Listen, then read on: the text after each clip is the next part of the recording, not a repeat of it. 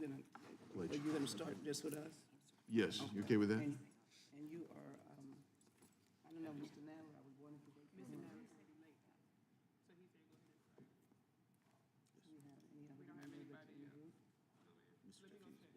Hold on just 1 second, Mr. Nadler, I think it's in that two-time hearing. Thank you for your patience. We're waiting for, to find out if the ranking member of the entire committee is on his way. We'll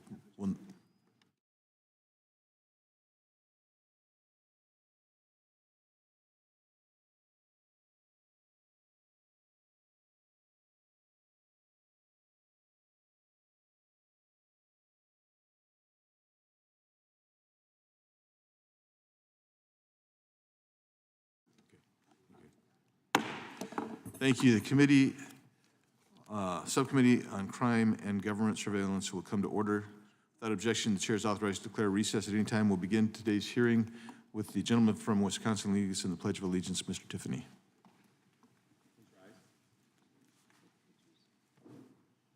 I pledge allegiance to the flag of the United States of America and to the republic for which it stands, one nation under God, indivisible, with liberty and justice for all.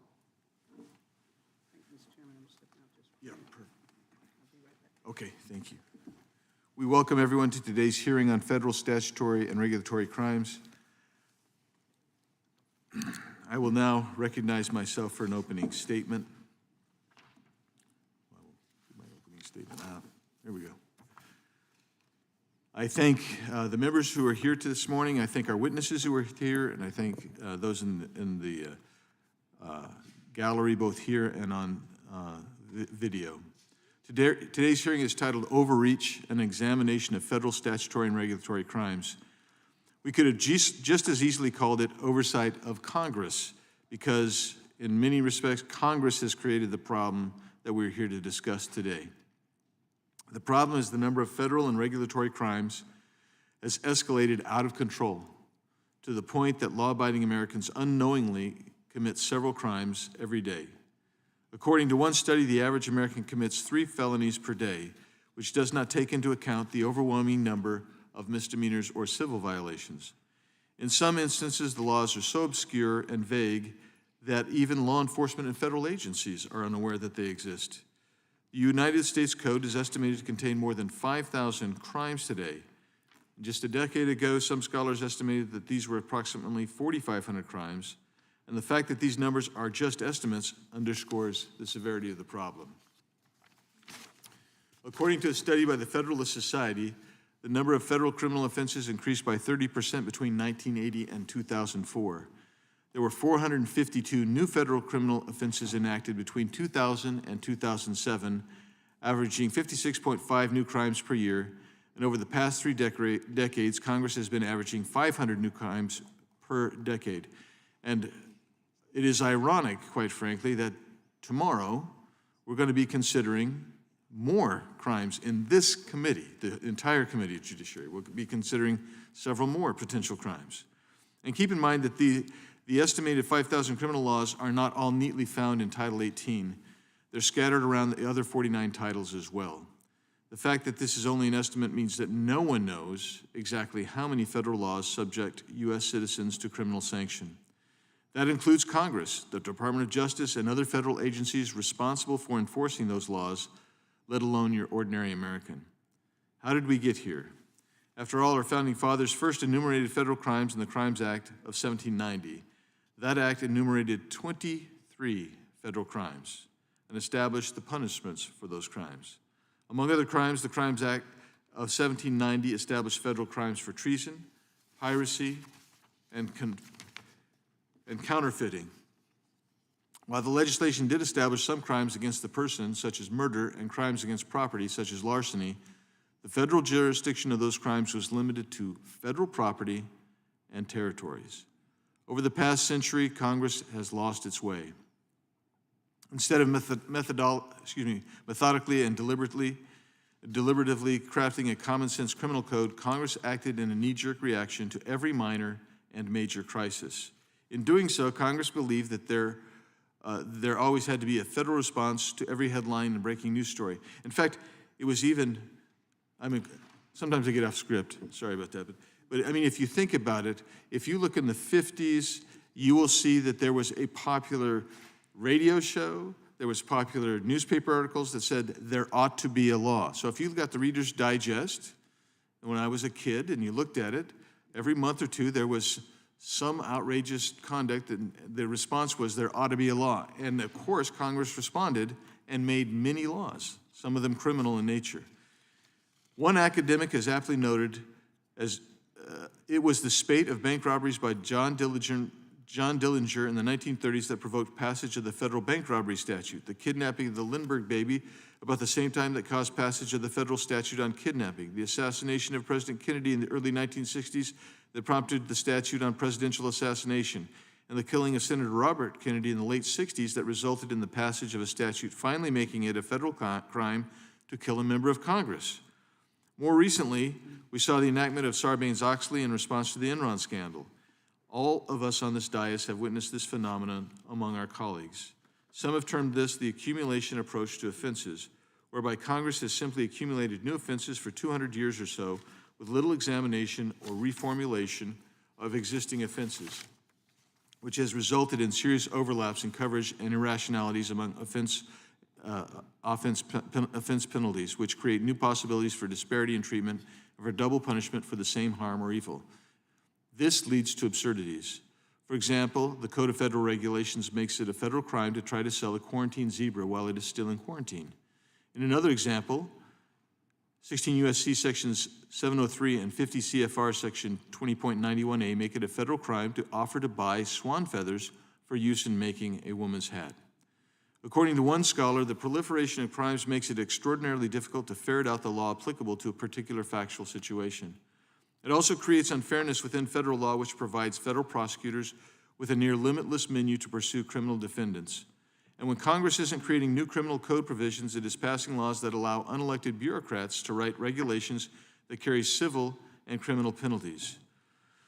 What we all too often forget is that many of the problems we seek to solve are actually state and local issues. Under the federal system, the U.S. Supreme Court has observed that, quote, states possess primary authority for defining and enforcing the criminal law, close quote. And, quote, our national government is one of delegated powers alone. Under our federal system, the administration of criminal justice rests with the states, except as Congress, acting within the scope of those delegated powers, has created offenses against the United States, close quote. But Congress is not relented and continues to add federal crimes to our federal code. Congress can and should restrain from over-legislating on issues that should be left to state and local governments. This hearing is an opportunity to examine potential legislation introduced in past Congresses to restrict federal agencies' ability to criminalize conduct that a reasonable person would consider lawful. We have wonderful, excellent, expert witnesses today, and I've read every one of your testimonies that you have submitted, and I think it is so important. I look forward to hearing what you have to say today.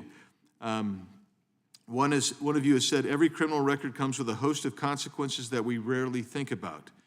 And I'm talking about the results of the abundance of criminal offenses, but also with what happens to those who are charged and even convicted.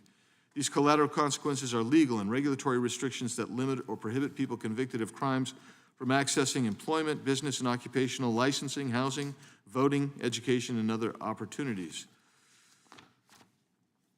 Another of you has said the sheer quantity of federal regulation on the books today would require about 3 years to read if reading was your full-time job. Another of you said, and you quoted James Madison, I appreciated this, from Federalist 62, it will be of little avail to the people if the laws be so voluminous that they cannot be read or so incoherent that they cannot be understood. The Congressional Research Service, Justice Department, and the ABA have all tried and failed to count the federal criminal laws, but we believe there may be around 4,000 existing federal criminal laws, but even this massive number is dwarfed by incredibly high estimates that Americans are subjected to about 300,000 federal regulatory offenses. And also, the note that prosecutions, even politically inspired ones are protected under a veil of legitimacy because of the overabundance of these criminal laws that Congress keeps putting into place. Another pointed out that 50% of laws related to nonviolent and non-drug offenses lacked a mens rea requirement, which is perhaps one of the easiest solutions we could put into effect immediately, was a mens rea requirement. I look forward to hearing from each of our witnesses, and with that, I yield back and recognize the distinguished ranking member, Ms. Jackson-Lee, for her opening statement. Good morning, Mr. Chairman. It's a pleasure to be with you this morning. This is a more than unique moment in history. We're having a hearing on the overproliferation of the potential and possibility of over-federalization of laws. And we have both the responsibility to keep this nation safe and the responsibility to ensure that laws have common sense and that the common sense is used effectively to ensure that we have good governance. And I think that's what we all want to see and hear. So I'm delighted to open with you the hearing on overreach and examination of federal statutory and regulatory crimes this morning on April 30th. Could not open these hearings without taking special note of the conditions of this nation around the world when America's youth are speaking out in loud voices, asking for guidance and help and assistance and trying to seek direction so that some of the oldest laws that are grounded in our Constitution, the Bill of Rights, are adhered to and respected.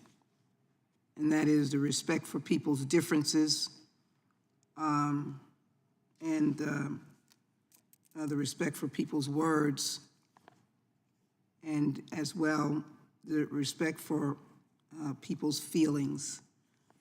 We cannot have a nation of laws, of which I believe is our greatest strength, without understanding the passion for both our laws and the land that we love. We pledge allegiance to the flag. Thank you so very much, Mr. Chairman, for that, because it gives us the grounding of this hearing. So thank you, Chairman Biggs, for convening this hearing to discuss the very real problem of overcriminalization. For more than a decade, the overcriminalization of federal criminal law has been identified as a significant issue in our justice system. In 2014, the Congressional Research Service identified 435 offenses carrying criminal penalties that were created between 2008 and 2013. That means Congress created nearly 90 new criminal offenses each year during that 5-year period. This trend of expanding the scope of federal criminal statutes has resulted in an excess of ambiguous and broadly defined offenses, leading to confusion among citizens and even legal professionals.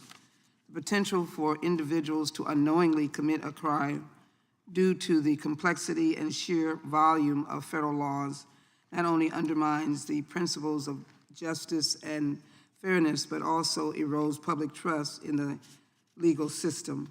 Additionally, the proliferation of federal criminal laws has led to instances where individuals, particularly in marginalized communities, are unfairly targeted, prosecuted, and incarcerated for minor offenses that do not warrant such harsh punishment.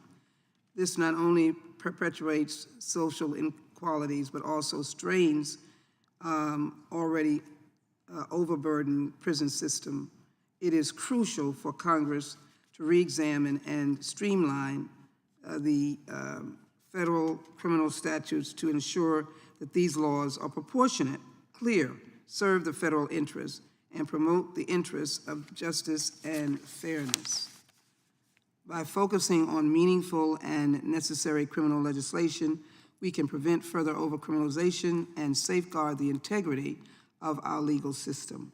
Since the number of existing federal regulations has mushroomed to more than roughly 300,000, we should also consider whether the criminalization of conduct that could be better addressed through civil means necessarily burdens the criminal justice system.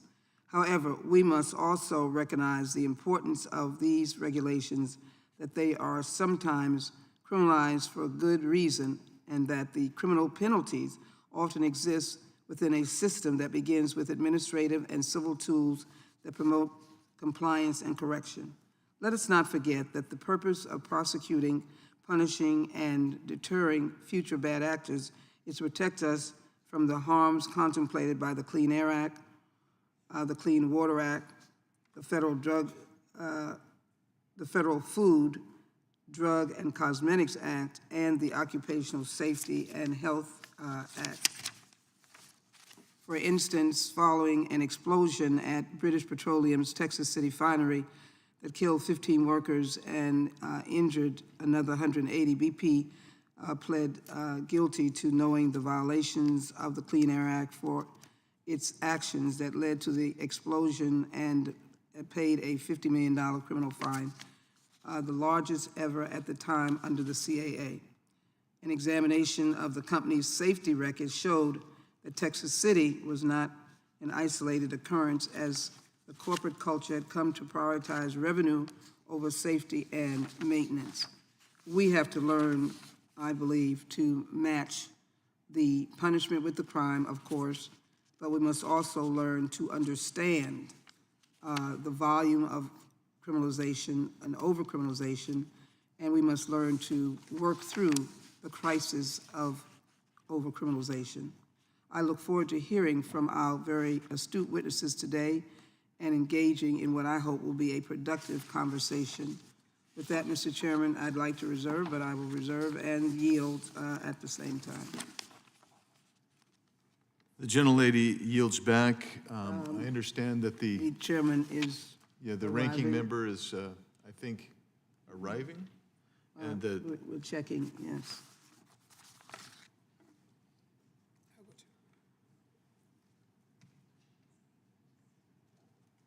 I think he would like to come, so you. He's walking in.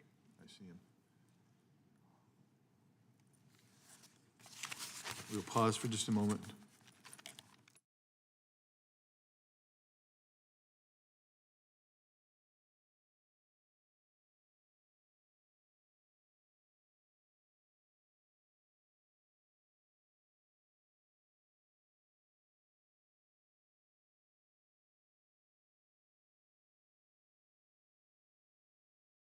The chair recognizes the ranking member of the full committee, Mr. Nadler, for his opening statement.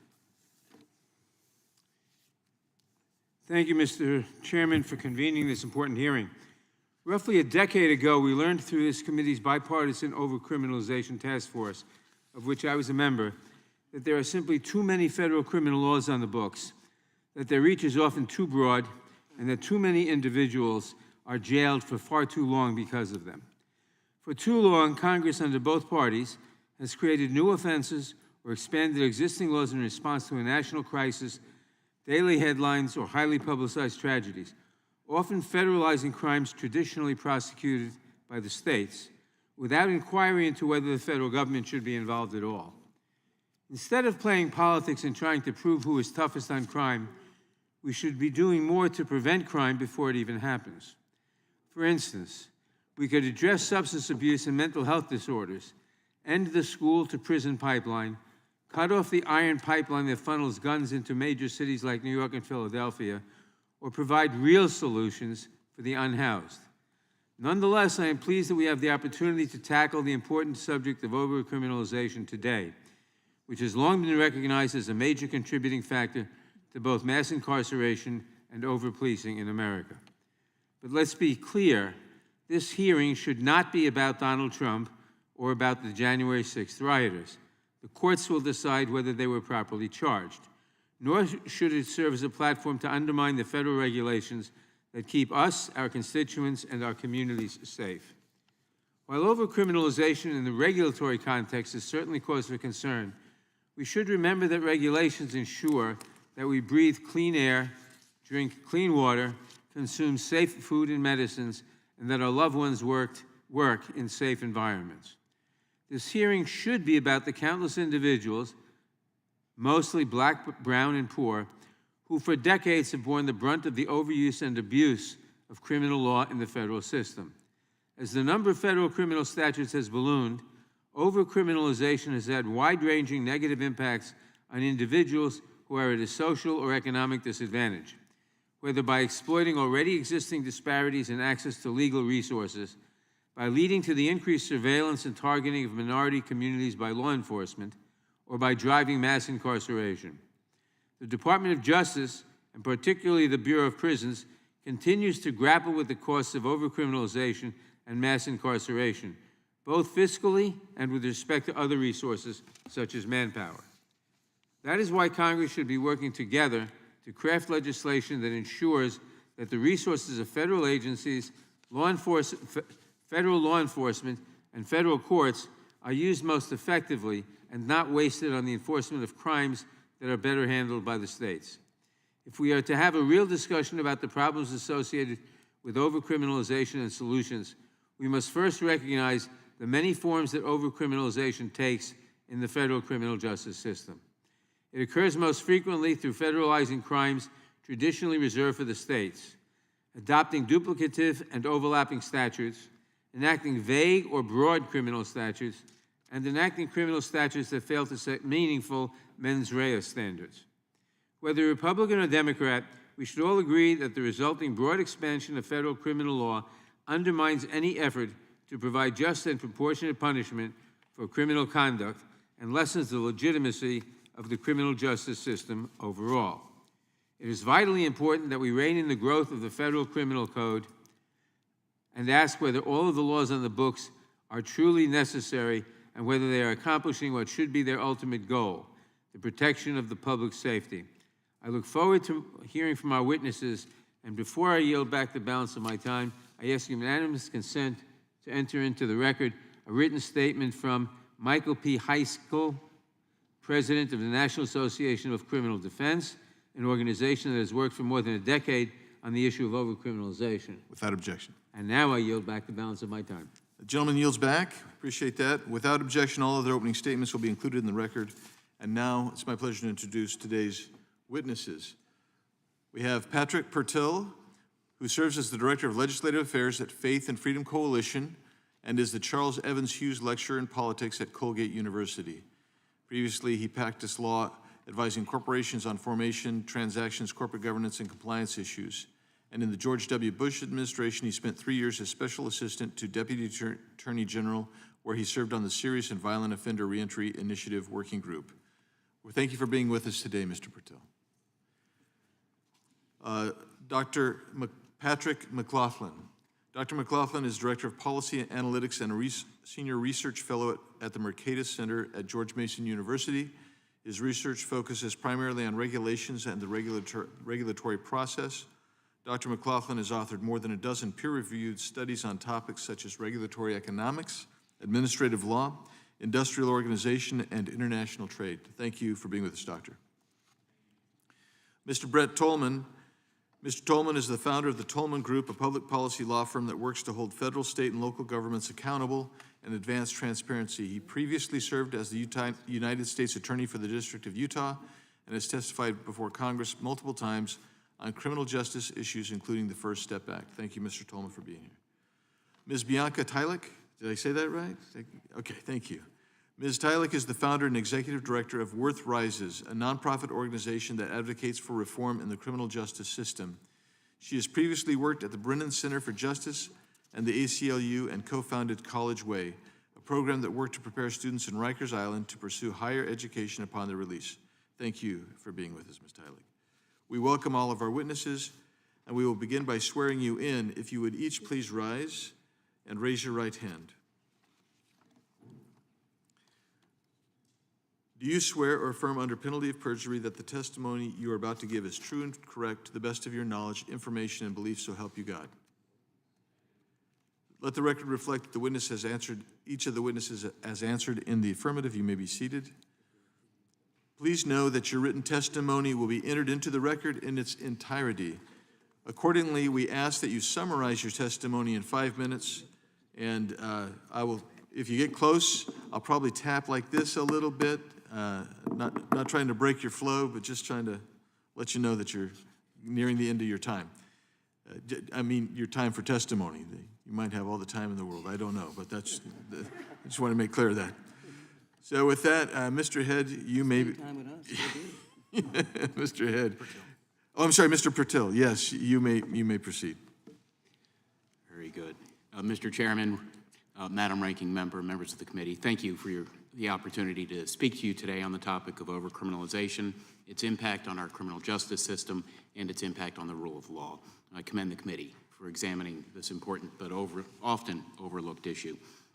The power to punish is the greatest domestic power that the government has, the ability to take life, liberty, property, and as government continues to grow exponentially, the number of acts and beliefs that it prohibits has continued to grow as well.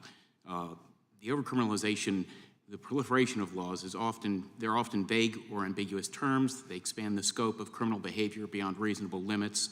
This proliferation has resulted in a regime of statutes that criminalize conduct previously considered innocuous or non-criminal.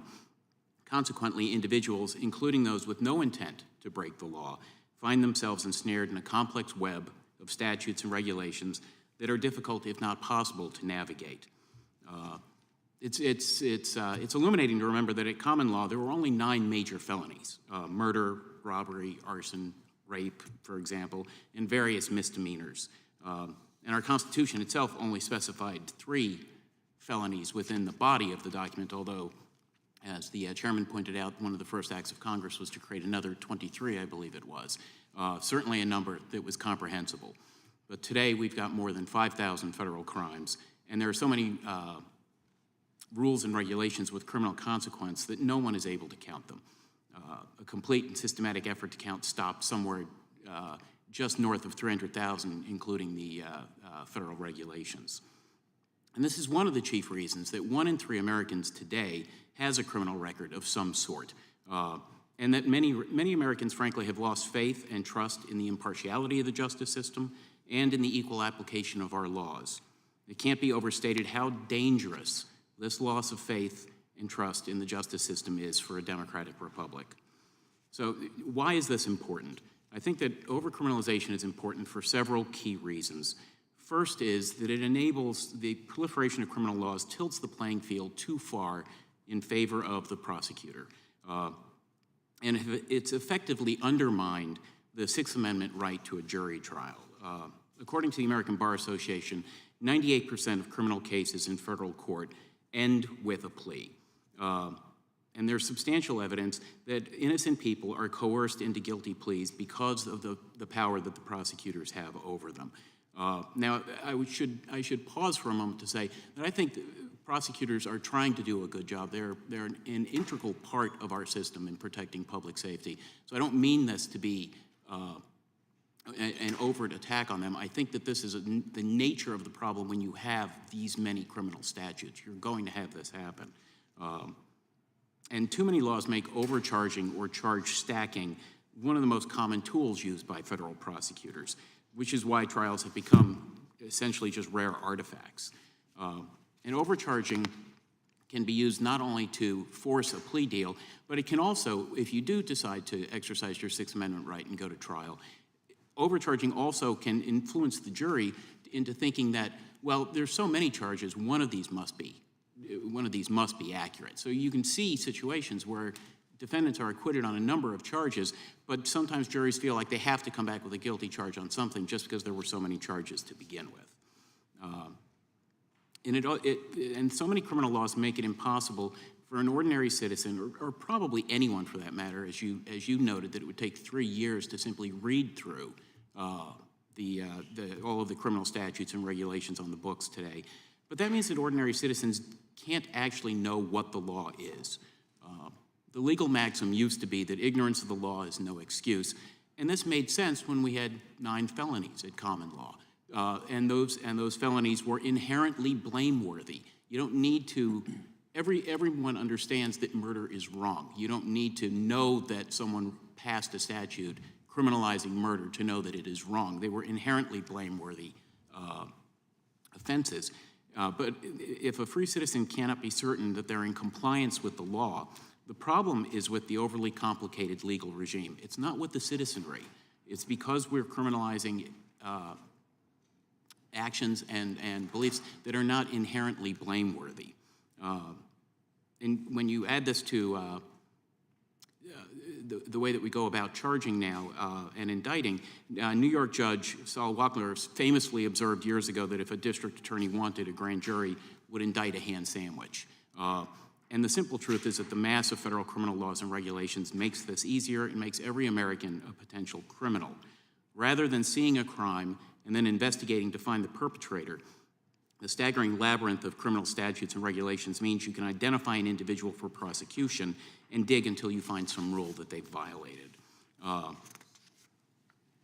You're over your time limit. So I'm sorry. Well, I will stop there. But the only other thing I would say is you did mention that this comes with a host of collateral consequences. And I think that the real danger, and why I think it is important what you're doing here today, is the real danger is that it undermines the public confidence in the fair application of the law. And that is truly a dangerous situation to be in. So I commend you for having this hearing. Thank you, Mr. Pertel. And now I recognize Dr. McLaughlin for your 5 minutes. Thank you. Chair Biggs, Ranking Member Nadler, and Ranking Member Jackson Lee, members of the committee. I'm Patrick McLaughlin, a Senior Research Fellow at the Mercatus Center at George Mason University. The Mercatus Center is a nonprofit, nonpartisan research center dedicated to bridging the gap between academic ideas and real-world problems. Thanks again for inviting me here to testify today. For more than a decade, I specialize in using computer algorithms to quantify various aspects of accumulated laws and regulations.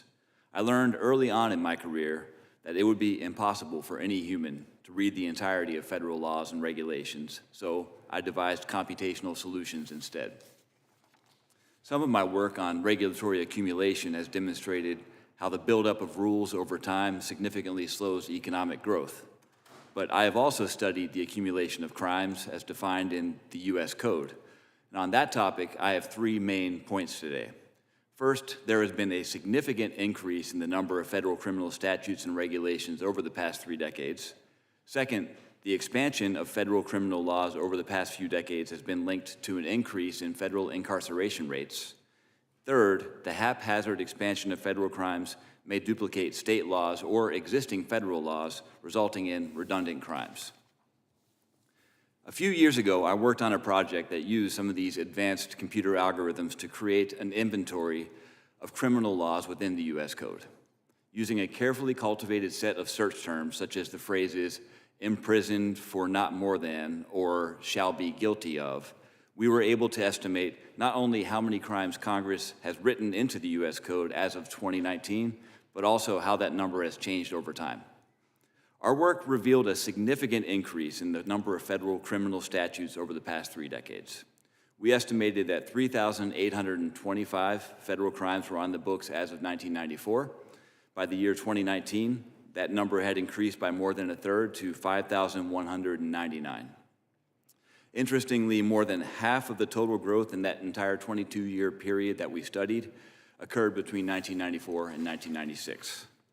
This matched our expectations because a tough-on-crime agenda played a significant part in politics in the 1980s through the mid-1990s.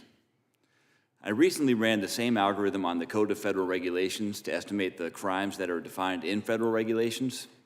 I estimate that an additional 2,157 to 2,876 crimes are defined in similar ways as in the U.S. Code within the Code of Federal Regulations as of 2023.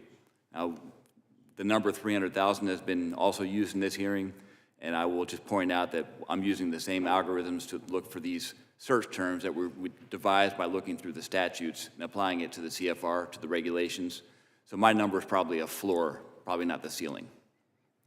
But anyway, that means the total number of crimes defined across federal laws, including both statutes and regulations, likely falls at least in the 7,000 to 8,000 range. Now, a longstanding criticism of the haphazard expansion of federal crimes is that new federal criminal laws may duplicate state laws or existing federal laws in a patchwork of redundant crimes.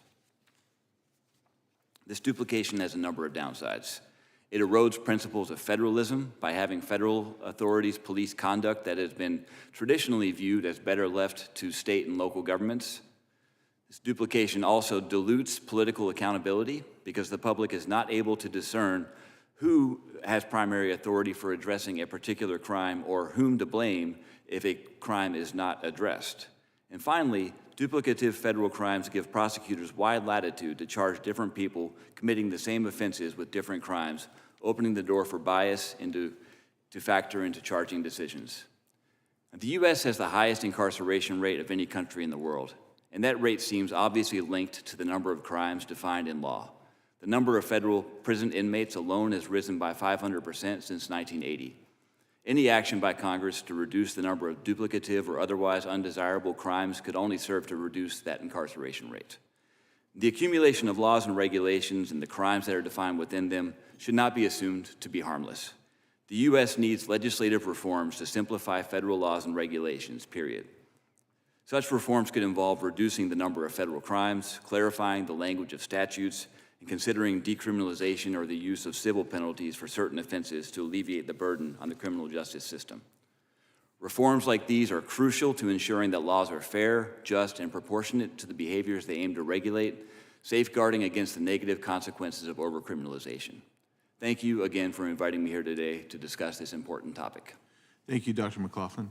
Now, Ms. Tylick, we recognize you now for your 5 minutes. You might need to hit that microphone button, please. Thank Sorry. you. There we go. Thank you. Good morning, Chairman Biggs, Ranking Member Jackson Lee, and members of the committee. I am Bianca Tylick, Executive Director of Worth Rises, a national organization working to remove the financial incentives to incarcerate people. I'm also a crime victim, and I've had a loved one who's been murdered. Thank you for the opportunity to appear before you to discuss the issue of overcriminalization. We all want safe and thriving communities, and we can get there by working together. While the others on this panel are and will continue to speak about some of the legal specifics of overreach in the criminal code, I will cover, which I also cover in my written testimony, I will focus my comments today on the impact that federal overcriminalization has on the American people. To start, any discussion of overcriminalization at the federal level must reflect on the significant influence it has over state policies, especially when funding is attached.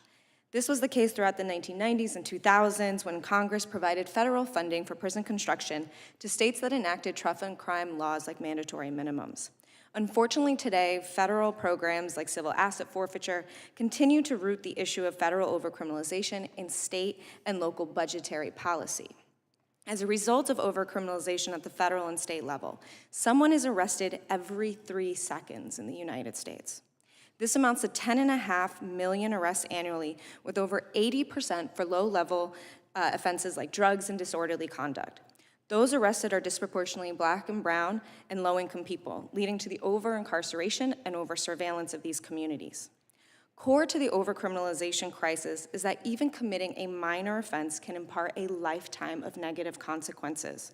A simple arrest can lead to job loss, while a criminal conviction, and worse yet, incarceration, can threaten the financial stability and economic mobility of the person convicted and their family for years, even generations to come. Consider that roughly 57% of people in federal prison are the parents of minor children, and more than half were the primary breadwinners for their families before they were incarcerated. Though most incarcerated people in prison work, their penny wages prevent them from sending anything home. So unsurprisingly, about half of families with an incarcerated loved one struggle to make ends meet. And it's not just the loss of income at issue, but families end up with new, egregious expenses for basic food and hygiene products and communication services for their incarcerated loved ones. To make matters worse, funds deposited by families for their incarcerated loved ones can be garnished for court fines and fees. The Federal Bureau of Prisons recently sought to garnish as much as 75% of what families deposited. Thankfully, Congress has recently created some relief. For decades, 1 in 3 families with an incarcerated loved one has gone into debt trying to stay connected over expensive calls.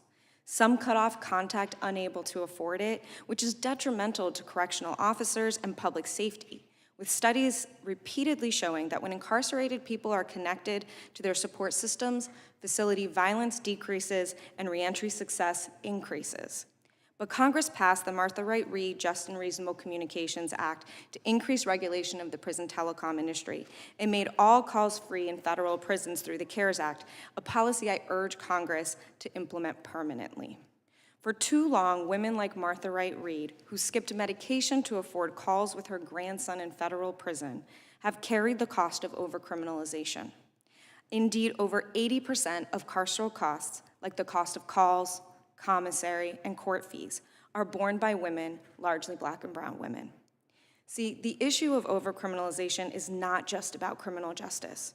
It's about gender equity, children's health, family unity, economic justice, and more that we don't have the time to talk about today, like privacy rights and regressive taxes. The intersection of these issues, all or one of which may matter to you, should bring us collectively to the table to address them. And importantly, overcriminalization does not just impact those arrested and sentenced, but all of us. Overcriminalization dramatically hinders public safety by exacerbating the social conditions that lead to crime in the first place. But in doing so, it lines the pockets of the $80 billion niche prison industry with a deep financial interest in the overcriminalization of Americans. In fact, major players in the prison industry have plainly stated that declining crime rates, which improve our safety, hurt their business. An industry so offensive that it cannot advertise uses public fear-mongering to hide its interests and boost its business. A huge reason for overcriminalization, the prison industry is an impediment to passing smart policies that promote safety, freedom, and justice, and we must put an end to it. In closing, I would be remiss not to mention that the roots of overcriminalization and even the prison industry date back to the exception in the 13th Amendment, which gave way for the passage of Black codes during the Reconstruction era that applied only to newly freed Black people and criminalized minor offenses like vagrancy to feed the brutal practice of convict leasing by which states leased incarcerated people to private businesses. More than a century later, slavery is still legal as criminal punishment.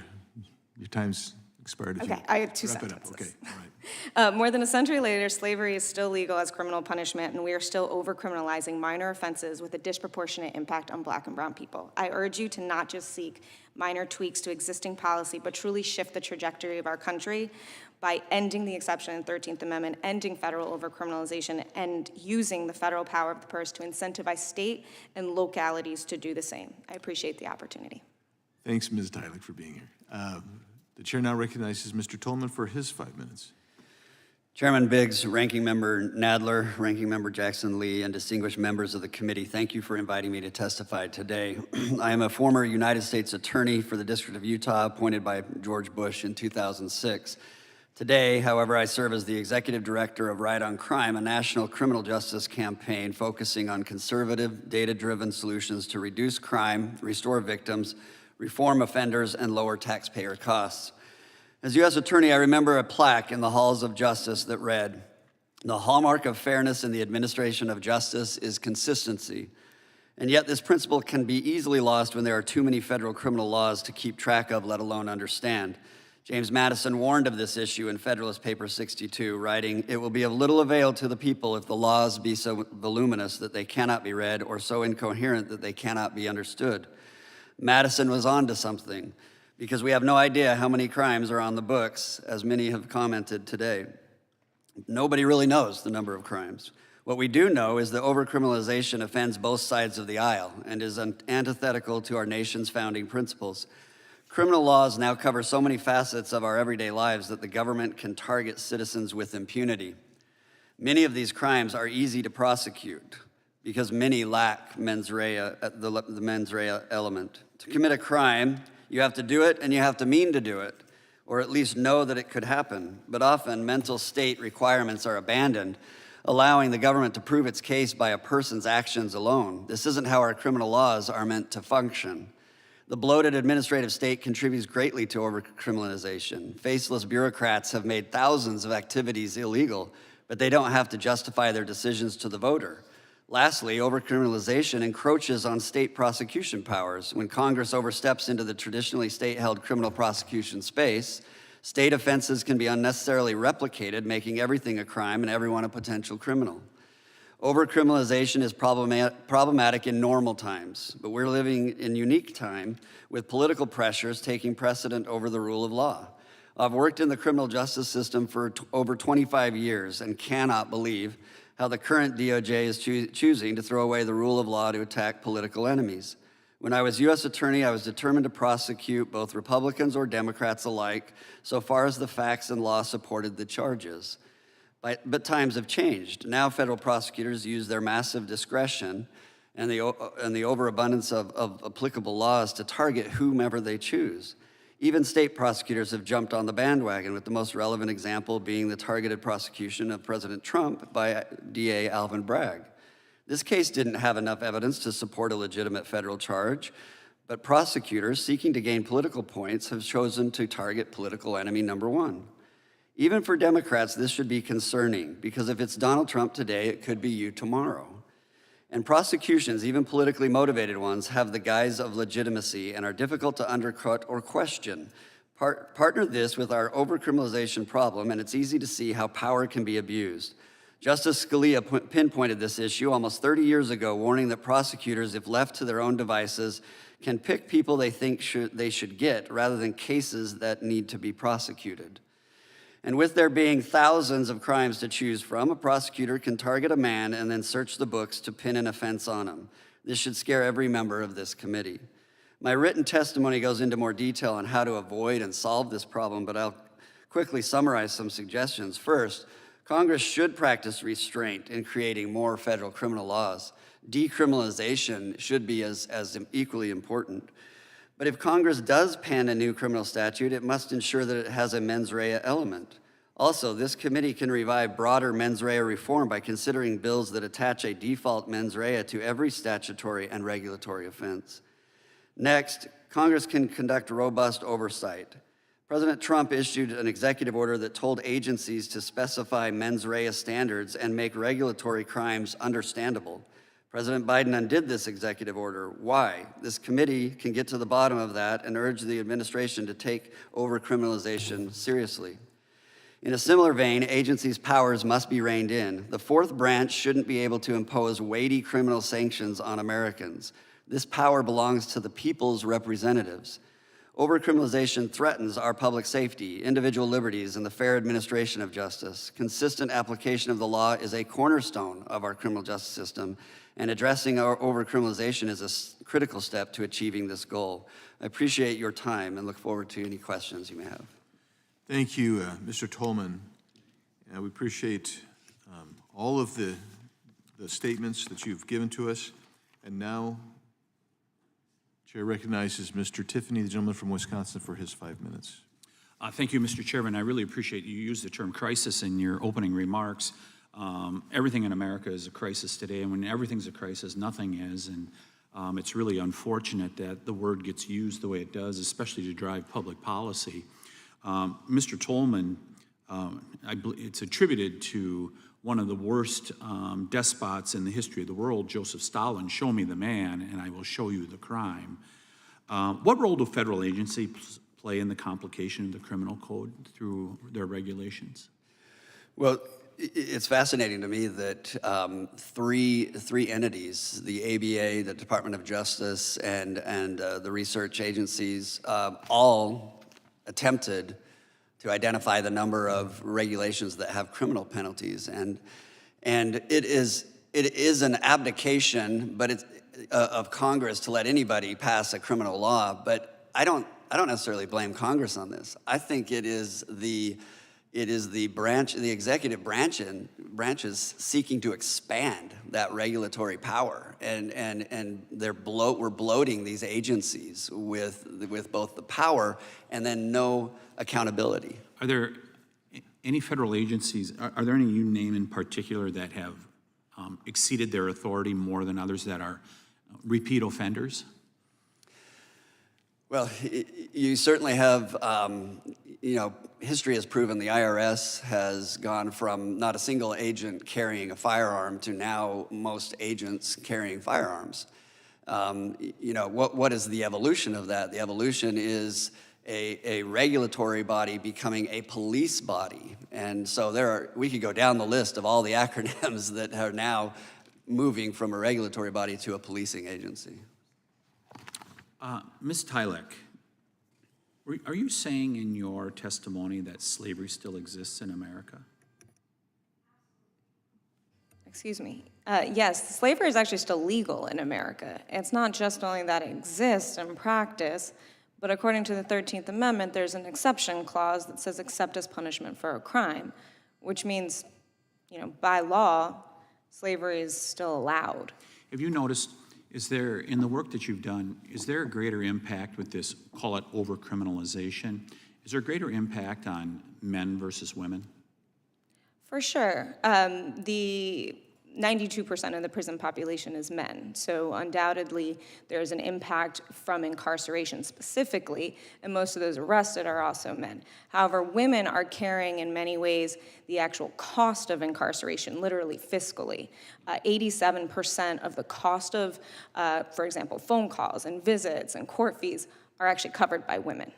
Mr. Pirtle, do you accept that this has had a greater impact on men than women with this overcriminalization? I do think that is the case, and I do think the prison population bears that out. Can you give a couple examples or give me something briefly that causes you to say that, other than the statistic 92%? It would cause me to say that it's had overcriminalization has had a greater impact on men than women. Yes. Really, I would kind of lean in on, unless you're saying that there's a higher degree of criminality between one sex or the other. I would think that there's probably, I think that the prison population probably bears some of that out. Mr. McLaughlin, have any Supreme Court decisions of the last decade been helpful in this? If you believe there's overcriminalization, have there been any Supreme Court decisions that have been helpful in reining that in? One case comes to mind, but keep in mind I'm an economist, not an attorney, but I do recall, in fact, I jotted down the name of the case, Yates versus United States, where a crime created by the Sarbanes-Oxley Act was applied in the case of a fishing boat. The captain of the boat destroyed evidence of keeping a fish that was too small to keep, but he was prosecuted under the Sarbanes-Oxley Act. That comes to mind as an example of using a crime that was created for one situation, financial fraud, applied somewhere else. Do you recall ultimately what the penalty was that he paid for that? Well, ultimately, the Supreme Court overruled, threw away the prosecution, so I don't believe there actually was any penalty. How do we fix this problem? I would advise active review of both regulations and statutes to first find the stuff that's obviously outdated, obviously doesn't fit modern society, but also I think you can address more serious things. One example I would point to for review of old things that we no longer want is the base realignment and closure. Gentleman's time has expired, but you may finish your answer. That might be an example to point to. So I interrupted you. Please finish. Please restate what you were saying. I was saying one example of government reform where we looked back on things that we didn't want anymore and tried to figure out what could we get rid of was the base realignment and closure commissions. Okay. A similar approach might work here. Thank you very much. I yield back, Mr. Chairman. Thank you, Mr. Tiffany. Chair recognizes the ranking member from New York, Mr. Nadler. Thank you, Mr. Chairman. Ms. Tylek, you launched the Corrections Accountability Project at the Urban Justice Center. As I understand it, the goal was to eliminate the influence of commercial interests on the criminal justice system and those it touches. Could you explain the various ways in which the criminal justice system has been financially exploited? Absolutely, thank you. The Corrections Accountability Project is the predecessor to Worth Rises. And I think one of the ways to think about it is the ways in which like the prison industry is both working in tandem with sort of the correctional system, but also at times exploiting the correctional system for its own gains. And so, what we see is a massive industry that has been built, and oftentimes, sometimes in conflict with the correctional system. So a correctional system that wants to provide care with correctional health care companies that are actually cutting costs dramatically and in many ways harming people significantly inside of prisons and jails. And so that's just one example, but there is a really broad industry here that has kind of leached its way onto our carceral system. And so you believe that the prison industry has come to depend on stripping people of their liberty? Absolutely.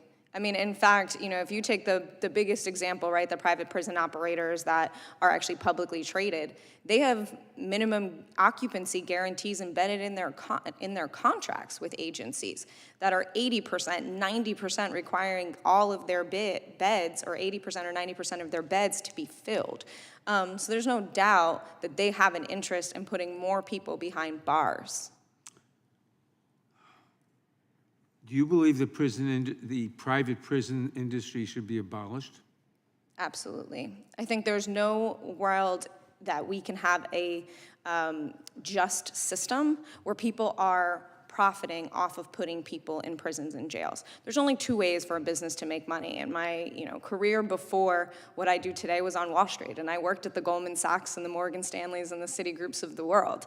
And there's two ways you make money. You either increase revenue, which for the prison industry means more bodies behind bars for longer, or you cut costs, expenses, which means basically worse quality and care. And how does the prison industry work to increase the number of prisoners? They lobby and they give campaign financing donations to those who are interested in tough on crime laws. They have done that extensively. Now, thank you. Approximately 68 million Americans have a criminal record. We're aware of the direct costs of law enforcement, prison, and courts, as well as the cost to businesses and the economy. Can you discuss the cost to the individual of having a criminal record?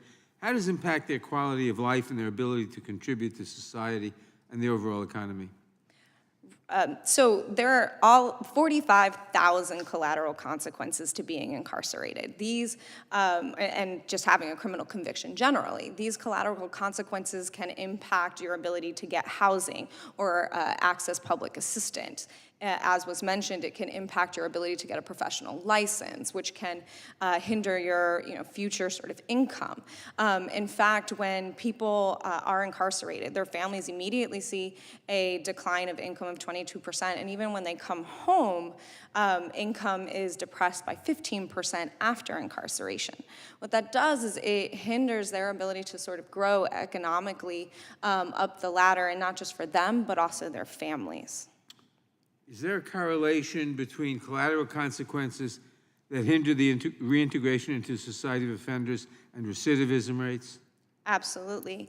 As I said earlier, there's no way to think about a world in which you're creating more crime, creating more collateral consequences, creating a situation and people have less economic opportunity and expecting them to be able to exist in the society productively, right? At the end of the day, people will do what they need to do to make ends meet, to eat, to find a place to sleep, right? We are seeing these cases of people who have nowhere else to turn but sleeping on the street, and those becoming criminalized behaviors. And finally, what needs to be done to improve reentry outcomes? We need to invest in community support. The reality is that prisons were not meant for care, and that if we really want to address the social ills that lead to criminal behavior, we need to provide support and fund that support in community. Thank you. And lastly, you said there were 32,000 consequences? 45,000. How do you measure? Where do you get that statistic? There's actually a database, partially where BJA is actually involved, where they have measured the number of collateral consequences across states. So that's consequences at the federal level as well as consequences in every state for having a criminal conviction. There are 45,000 possible consequences to an individual. Yes, to having a criminal conviction. Thank you very much. I yield back. Gentleman's time's expired. Chair now recognizes the gentleman from South Carolina, Mr. Fry. Thank you, Mr. Chairman. Thank you for having this hearing today. Mr. Tolman, in your testimony earlier, you mentioned a few reasons why overcriminalization is a problem. You said that the average American commits 3 felonies a day without even knowing it. What are some of those examples? Well, the crimes on the books right now, there are many that are almost laughable. A federal crime to write a check for under $1, for example. I personally had a case in which a father and son were cold and didn't think they would make it out of the wilderness, and they cut up a park bench and burned it to stay warm, and they were charged and put in jail. So it's examples like that we could go through. Those would be the low-hanging, easy fruit for Congress to get rid of many of those laws. My understanding is one of them is to sell malt liquor labeled as pre-war strength. Yes. Like, what is that about? Yeah, you know, the liquor business is very, very serious. You can't label it. When they were regulating it very, very tightly, then you know there were issues with how they would be labeled in order to not falsely advertise the contents, and you developed the bottled in bond laws, which required certain levels of alcohol. Those are still on the books. So the good stuff was the pre-war stuff. That's right. All right, just to be clear. You also spoke that the current DOJ is choosing to throw away the rule of law when they attack political enemies. Can you talk about that a little bit and give me some examples of how that's happening? It is a recent, I think, more recent development. There's always been, at times, pressures. When I was U.S. Attorney, I received a phone call from a member of Congress to investigate his political opponent. And I indicated that I would not, and that if he had a claim, that he should submit it to the FBI. But I think there are good, well-meaning individuals that try to make those good decisions. But there's no question you cannot simultaneously proliferate the laws and expand the power of the prosecutor and at the same time expand immunity protection. You can't take away accountability and give them more power and not expect abuse to come as a result. Mr. Tolman, I think it's interesting. Prosecutor abuse happens. It's happened for years. I mean, you look at in the case of politics, you look at like Senator Ted Stevens as an example several years ago. But to me, it seems to be much more in your face than it has ever been before. Would you agree with that? I would agree with that. And I think the prime example would probably be the prosecution of President Trump under federal law and, quite frankly, under state law, too.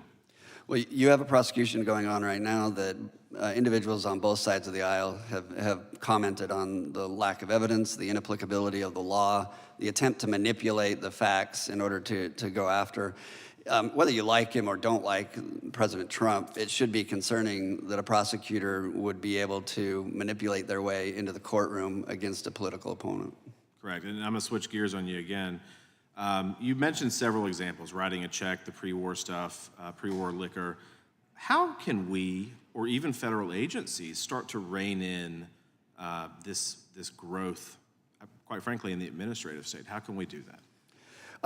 I think there are plenty of professors, advocates, groups, even like Right on Crime, the organization I'm with, or many of the other organizations here, that would be willing to lend a hand to identify the criminal statutes and the criminal regulations that are outdated and could very easily be taken off the books. And that process should begin, and it should maintain. So you should continually be doing that as we move forward. Otherwise, we're just collecting and compiling and bloating our criminal code. Thank you. Mr. McLaughlin, I want to turn to you. The expansion of our federal criminal laws encroaching on areas traditionally governed by the states, creating constitutional tensions, redundancies in statutes. Prior to Congress, I served in the General Assembly of South Carolina, and I want to make sure that federal laws don't really overcomplicate the efforts that are happening on the state and local level. Can you talk a little bit about how federal regulations are affecting state economies and local businesses? Yes, thank you. It's a subtle effect in the work that I've done.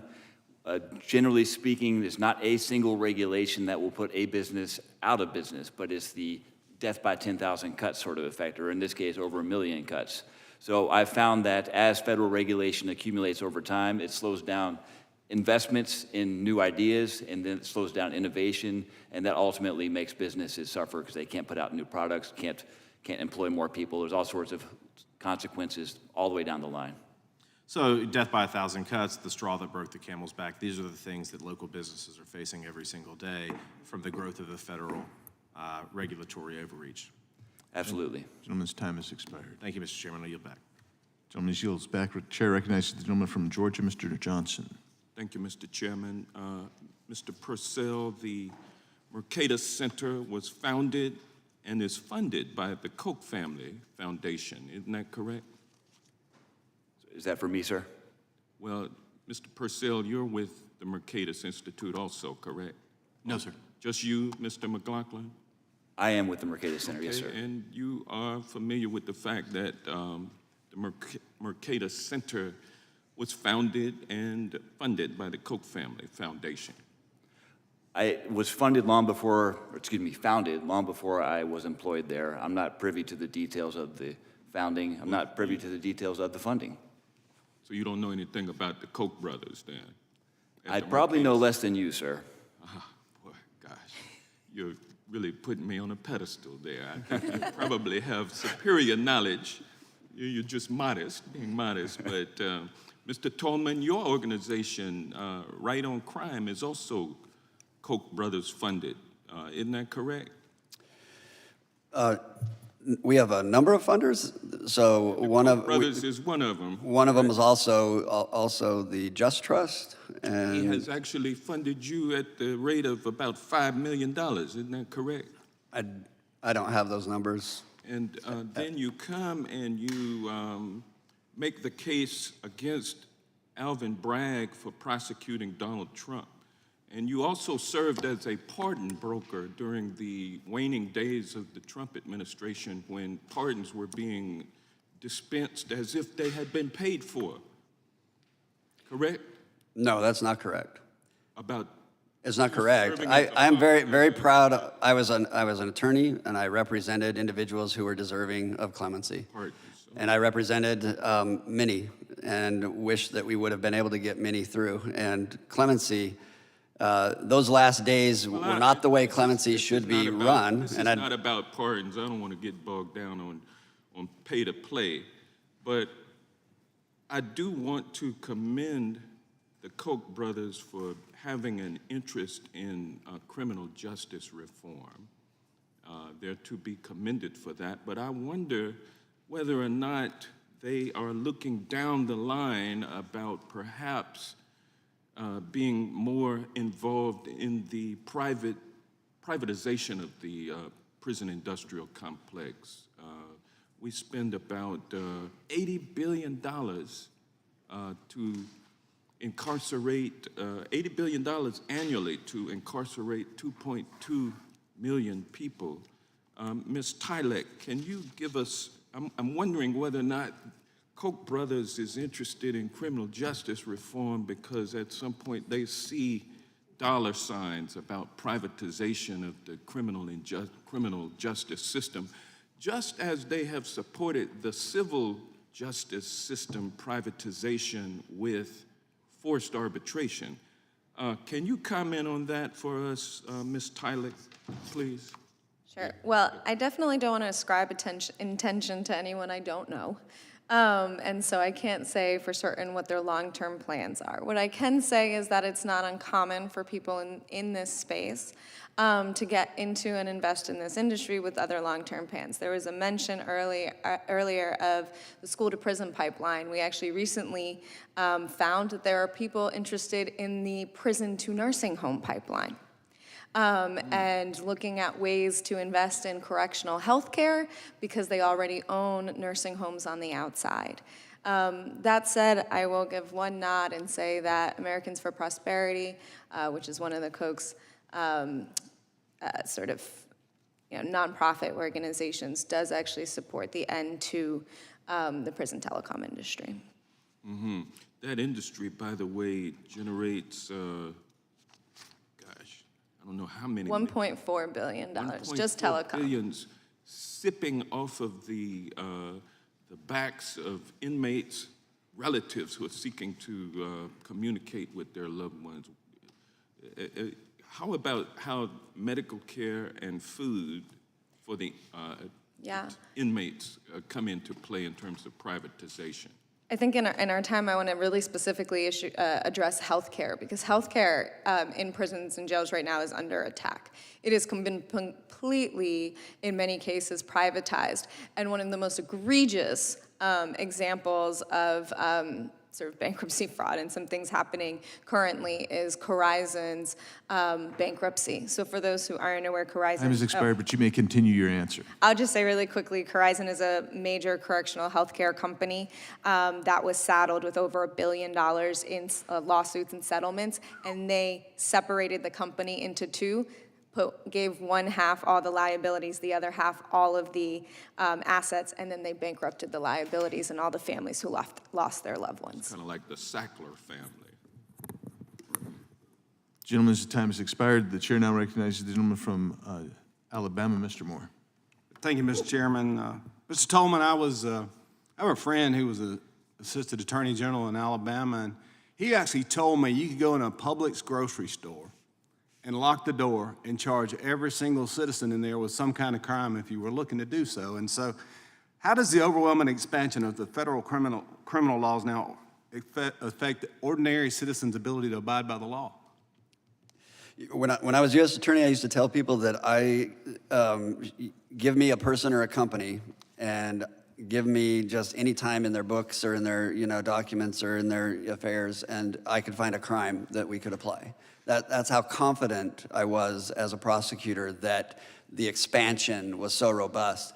And it is no coincidence we have 1 in 3 Americans with a criminal history, whether arrest or conviction. And those two are connected, inextricably connected with the expansion of our criminal laws and then the failure to rein in any prosecutorial abuse of it. And I think Mr. Pirtle hit on a point in his opening testimony about we've got to have trust in the justice system within this country. That undermines our entire ability to be a nation, to me, a nation of laws. And so I also, when I was doing our town halls in August of 21, the number one concern with the citizens that I spoke with was the weaponization of the government against them. And of course, we recently hired a bunch of IRS agents, I think 87,000 new IRS agents.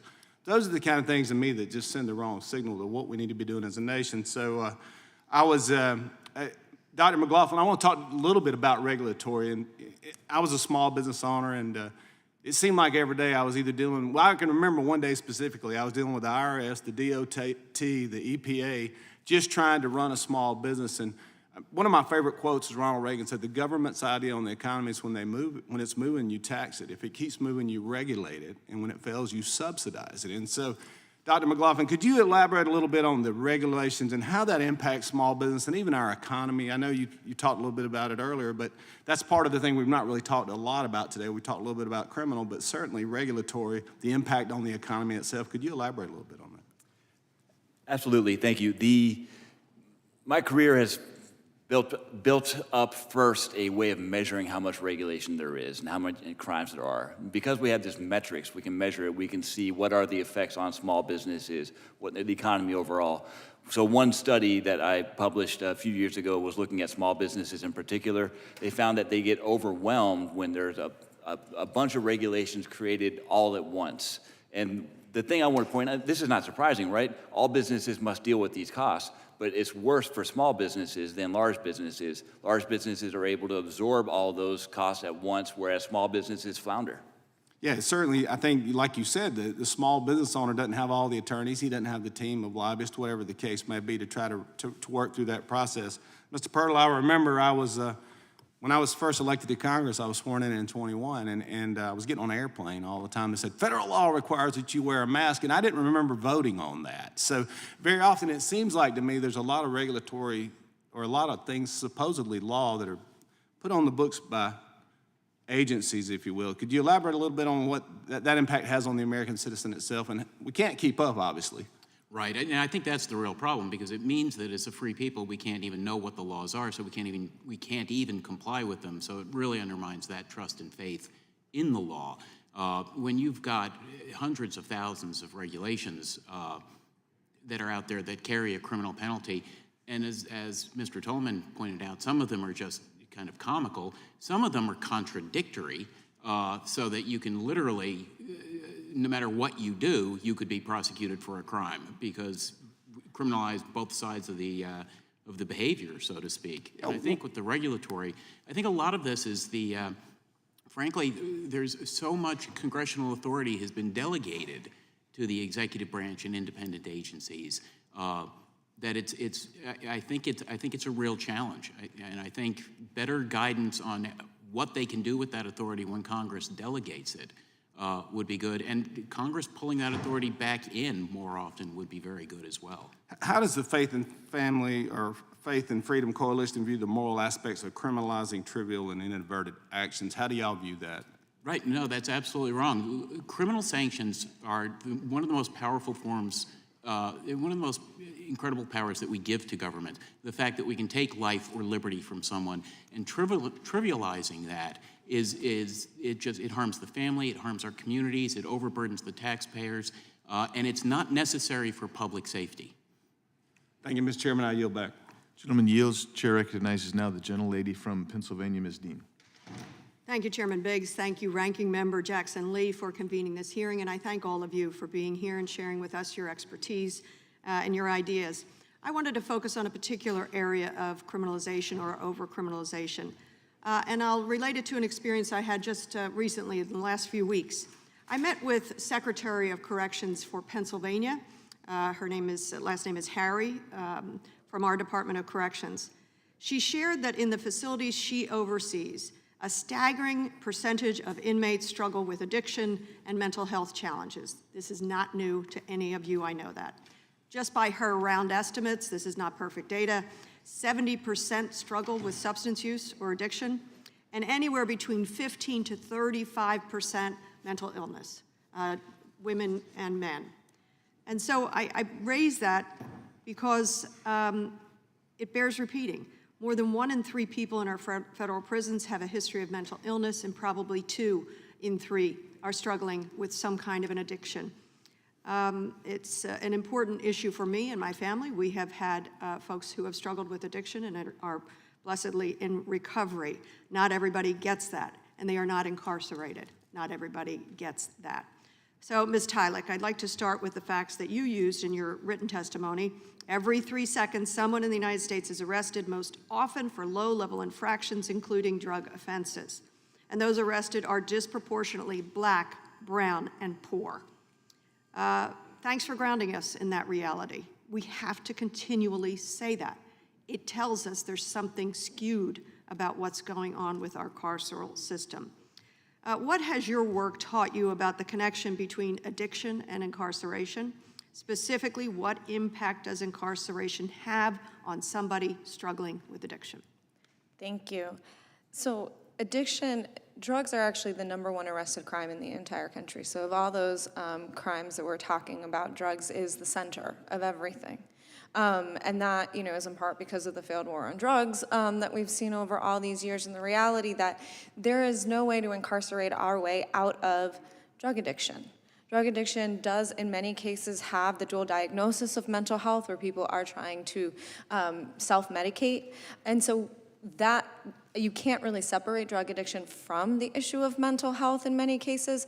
And over the last, since the 1950s, 1960s, we have completely deinstitutionalized all support for mental health, right? And so as a result, we have 350,000 people who are incarcerated today with a serious mental illness, not just a history of mental illness. And so what we really need is we actually need a care approach to drug addiction. We need to be actually providing treatment, and there is nothing about prisons, the way they are built, the way they are designed, the way they are financed, the way they are structured, that is meant to help deal with drug addiction.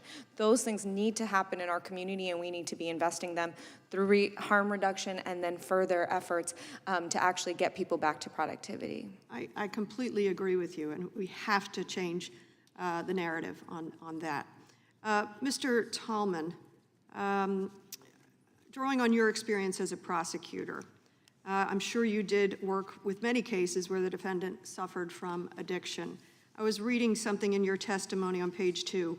More and more individuals on both sides of the political aisle are recognizing that many of these low-level offenders are being given extremely long sentences in federal prisons, sentences that too often do not match the gravity of the crimes committed. I'm still quoting you. Take drug offenses as an example. The Department of Justice is expected to use the hammer of mandatory minimum sentences to identify and take down kingpins at the high level. And I'll end there by saying not an addict, a user, a small possession case. What do you see, and maybe from your own work in the criminal justice system, what's the chances of a defendant's recovery when he or she, most often he, but he gets the hammer for low-level drug offense? Well, thank you for the question. I think it's important, critically important, that people understand that we are doing a disservice by lengthening the sentences on what is, in essence, low-level drug cases. And when I tell you that, I have a friend who is a prosecutor for 25 years. I asked him, federal prosecutor, how many kingpins did you get in your 25 years? He said 1. Oh. And yet he was applying mandatory minimums to low-level distribution. Why? Because they can, and the philosophy is that if you have the case, you're going to reward your prosecutors if they're being aggressive and they're prosecuting a lot of people. That's how they get pats on the back. And so that's the danger of overcriminalization. And Your the time's impact that expired. has on the family Yes. of the incarcerated person and the future of the incarcerated person. Thank you. I yield back. Thank you. Gentlelady yields back. Chair recognizes now the gentlelady from Florida, Ms. Lee.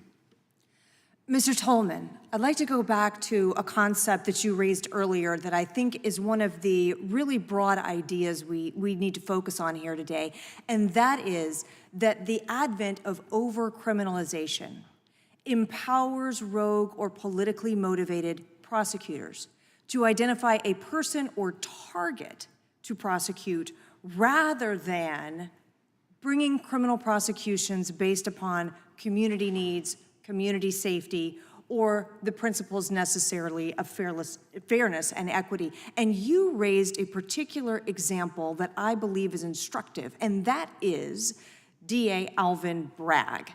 I'd like to return to him for just a moment. Mr. Tolman, it is correct, is it not, that the case that Mr. Bragg brought against President Trump is actually predicated upon a set of misdemeanors for which the statute of limitation has run? Yes, that is correct. And would you agree, Mr. Tolman, that in fact that case is a good example of overcriminalization leading to selective or what appears to be entirely politically motivated prosecution?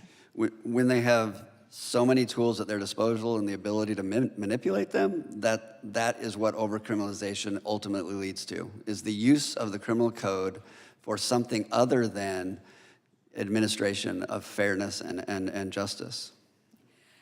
Mr. Patil, I'd like to return to testimony that you gave in your opening statement that referred to criminal conduct that was not inherently blameworthy, rather the criminalization of conduct that wouldn't inherently be identified as wrong or blameworthy. And I'd like to discuss the concept of mens rea. How do you think we could use or integrate the concept of mens rea to ensure that that type of conduct to which you refer is not criminalized? Well, I thank you for the question. The concept of mens rea is critical. I think it was Oliver Wendell Holmes who said, even a dog knows the difference between being tripped over and being kicked. That guilty mind element is a necessary component to take away life or liberty from someone. So I think one of the things that can be done is really taking a look where this shows up more often than not is in the regulatory realm, where either Congress has given vague or an ambiguous term to an agency and the ability to criminalize behavior, or an agency is stretching beyond a little bit, maybe a little beyond what Congress had intended it to be able to do. But I think that there was a bill a number of years ago that would have simply, if there was no mens rea in a federal statute or a federal regulation, it would insert a default mens rea requirement into the regulation or the statute. And I think that would be a huge step forward by Congress. And Mr. McLaughlin, or Dr. McLaughlin, I'd like to go back to testimony you gave earlier as well. You used as an analogy the base realignment and closure commissions as a concept on how we might come at identifying all of these regulations and all of these things that we need to take account of and address as Congress. Would you go into some more detail there about your thoughts on how we might identify all of these regulatory agencies who have acted with such overreach and diminish the amount of these purported crimes that are out there? Sure. The BRAC commissions was an example of, they put together a blue ribbon panel of experts to look at what can we get rid of, where we need to keep, what's essential. That's just one approach. I think another approach that we've seen be very effective in finding someone to go back and identify regulations that could be cut because they aren't accomplishing their purpose, but they're creating harm, is regulatory budgeting. And this is where you put the agencies themselves on the task of finding old regulations that they've written and that they can get rid of. And you say, if you want to make a new regulation, great, go do your job. But if you're going to do that, get rid of something that's on the books and has been there for 30 years that you think isn't effective anymore. And then you mentioned also that you particularly utilized data and research and analysis in your work in identifying where these problems might exist. Are there ways in which you think Congress could use the same types of tools to assist us in our work? Sure. One easy example here is the dates when statutes and regulations were made and looking if they've been updated, especially regulations. I can run a computer program through this Code of Federal Regulations and find when each regulation was last updated. If something hasn't been updated in 20, 30, 40 years, maybe it's time to get rid of it, or at least look at whether it's time to get rid of it. Thank you, Mr. Chairman. I yield back. Gentlelady yields back. Chair now recognizes the distinguished ranking member from Texas, Ms. Jackson Lee, for her 5 minutes. Let me thank you very much, Mr. Chairman. You must have some uncanny sense of rightness or timeliness to hold this hearing on a day, as I indicated, every part of America seems to be focused on student protests, which we haven't had in a while. I can recall my years of campus activity in particular, when it was extremely, how should I say it, exercised, if you will. It was extremely active and engaged when students had any myriad of activity to be engaged in. The war, of course, the Vietnam War was certainly one of great height. What we call the Black Power movement was an important element. The whole issue of discrimination against minority students, in particular, in this instance, African-American students. There was a long litany, and these were legitimate grievances that individuals had. I am particularly grateful. I don't know, Mr. Tolman, whether or not we will have a new litany of offenses by the time we get out of this hearing. I hope not. I hope that we will not, design more grievances, Ms. Tyler and others, for our college students to be charged with. This is a perfect, how should I say it, scenario of freedom of speech, protests. I can't imagine what else, and hope there's no other litany of things that these students might be engaged in. They have the right for their expressions to be heard. And I want to, for one, indicate that I support the freedom of speech, the freedom of the right to associate. The First Amendment is a wide, vast amendment that many people have misused. So in any event, the chairman has certainly picked a very timely moment for these cases, and I hope that we will be handling them appropriately, which I think is going to be most important. Let me quickly then try to ask questions quickly and go to you, Ms. Tyler, and hope for quick answers, because you graduated from Harvard, one of the nation's renowned universities that are grappling quietly, I guess, with their engagement. You led the nation's first successful campaign to make jail phone calls free. I remember that case. I was here in the Judiciary Committee. It was an unbelievable expression of free speech. But you are right, women carry the heavy burden of carrying forward this whole idea of the cost of being incarcerated in many different ways. Travel, bus fares, all of that was excessive. And so I have a very quick question. How much were inmates required to pay for phone calls at that time? And what other ways do corporations make money? And if you could just do that very quickly. I have a series, I see where I am on the clock. I have a series of questions that you just give me a brief scenario, because I've got a series of other questions for other witnesses. Very quickly, at the time in New York, it was 50 cents for the first minute and 5 cents every minute after that. But throughout the country, those calls can still run 25, 50, even 75 cents a minute. And that labor is not just physical, or that cost is not just physical, but it is the emotional labor. Yeah, you could run up to how much? Today, they still can run up to about 75 cents a minute in 2024. And would cost a hardworking, maybe hourly compensated person how much? What would they wind up? They're taking care of the children, they're taking care of the grandchildren? We're talking about a few $100s a month. And for people who are incarcerated that are either making nothing or 9 cents, 10 cents, 15 cents an hour, it can be hours worth of labor before they can get a simple 15-minute call. So what has been a hourly charge, not hourly, but what has been a meager offense may wind up not bankrolling you, may wind up breaking your account, literally. Absolutely. 1 in 3 families are going into debt over the cost of a simple phone call in 2024. Which leads to, why am I being slapped more than once on the incarceration for a very low-level crime, if you will. If you And why is my family being slapped in that case? For sure. Let me go to Mr. Tolman. There are many overlapping statutes in the Federal Criminal Code. For example, there are more than 24 different false statement statutes, Chapter 47, Title 18, which is a famous title. There are also a number of fraud statutes and obstruction statutes. So how could we reduce these of the statutes that overlap? And I do want to just make a point, if you can answer that, but I also want to say that my comments are not pointed to Mr. Bragg, because it is in the judicial system, and I'm going to allow the judicial system to work its will. But I would like Mr. Tolman to be able to answer this question, Yes, please. Of course, the gentlelady's time has expired, but Mr. Tolman, you may answer the question. Thank you.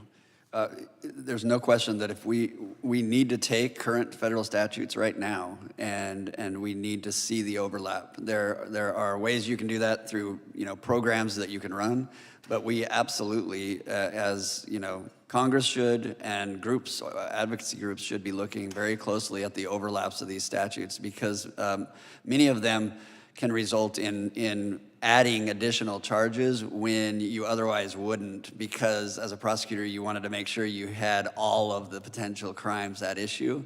And so then you get bloated indictments that have multiple counts in them, when really they should be charged with what the heart of, or the essence of the crime is.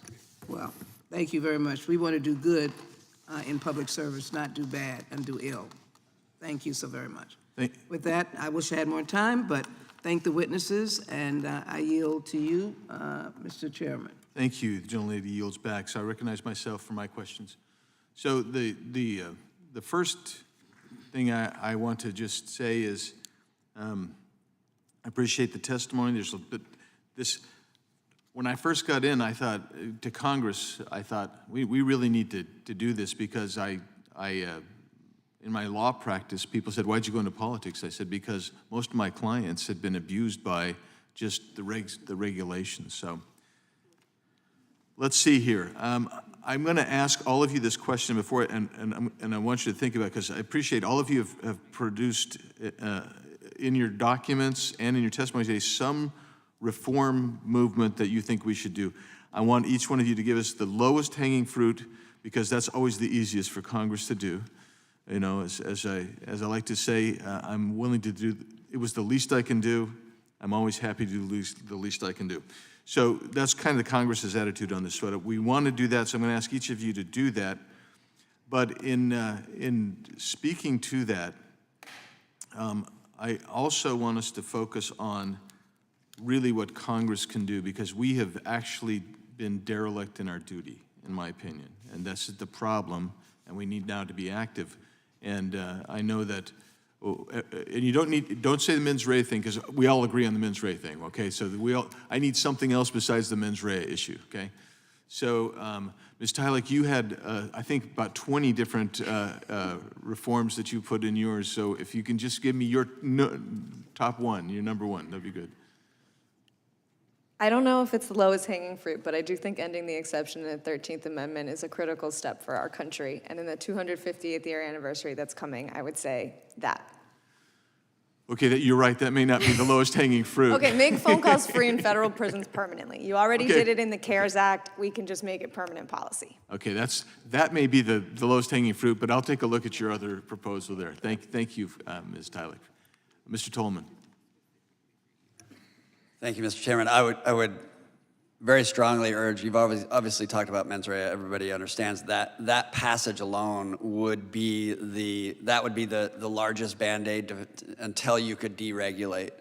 And so I would then say deregulation, and if you do have, President Trump put in place, if you're gonna pass a regulation, you've got to get rid of two. And whatever you think about it, that was really good governance. And the Congress forcing the agencies to do that would probably be the most important thing they could do immediately. Okay, thank you. Mr. McLaughlin, Dr. McLaughlin. So I agree with Mr. Tolman. The changing the incentives of regulatory agencies to review their own regulations, the old ones, to identify duplication or contradiction, and you could accomplish that through a regulatory budget, such as the 1 in, 2 out, or other means as well. I think that's the lowest hanging fruit. Make agencies review their own rules and get rid of ones that aren't effective. Thank you, Doctor. Mr. Patel. I would associate myself with those, so I'll take a slightly different tact. I think there are a couple of bills before Congress right now that might really be interesting, that do things to ameliorate for folks who are already incarcerated or reentering back into society some of the burdens that we've talked about here today. The first would be the Federal Prison Oversight Act, which came out of the Oversight Committee. I think maybe unanimously, but overwhelmingly for sure, bipartisan support. I think there's also a bill called the Safer Supervision Act, which would help before this committee, which would help incentivize moving folks who are compliant, who've served their term and are compliant with their terms of their release into society more quickly, so we can focus on the more dangerous folks still within the system. And the other would be the Clean Slate Act, which we mentioned. We were talking about the host of collateral consequences that we have, that for lower level offenders who have committed nonviolent crimes, that you would seal their record after they commit their, complete their sentence and complete their supervision without committing new crimes. You'd seal their record so that it'd be easier for them to get housed, to get licensure, to get a job and things like that, and reenter back into community. Once again, removing them out of the criminal justice system so that we can refocus our criminal justice system on the most dangerous. And really, I'd love to see something done with clearance rates, which are really quite low. Thank you. And I'll just say that a couple things that I've thought of, and I appreciate your suggestion that some of these things need to move to civil penalties. And I couldn't help but think of the ranking member's discussion of the explosion in Texas City. Is that where it was? In Texas City. There was no reason, quite frankly, in my mind, for the feds to get involved. You could have prosecuted the execs who had overt violations of safety regs for manslaughter, at least, and you could also have facilitated civil rewards, which is actually really what you needed when people are maimed or killed, is in my opinion. So that's one thing. The other one is maybe, and I'm really reticent to believe that bureaucratic institutions are going to give up their power base. I really don't think that's where they want to go. So maybe Congress needs to, every time, take a real good look at the rule-making process, because that's how these things occur. Number two is maybe Congress, like we do with constitutionality, you have to put something on a bill that's constitutional. You have to go in and say, maybe whether you intend or don't intend for there to be some kind of criminal punishment involved with it as well. Just another thing for Congress to do. Anyway, I appreciate all the testimony. A lot to come out of this. I think this is. I I think it's actually a very complex issue that has some simple solutions in part that we need to take those first steps. And so I appreciate all your testimony today. Thank you, and with that, we are adjourned. Thank you. To the witnesses. Yeah.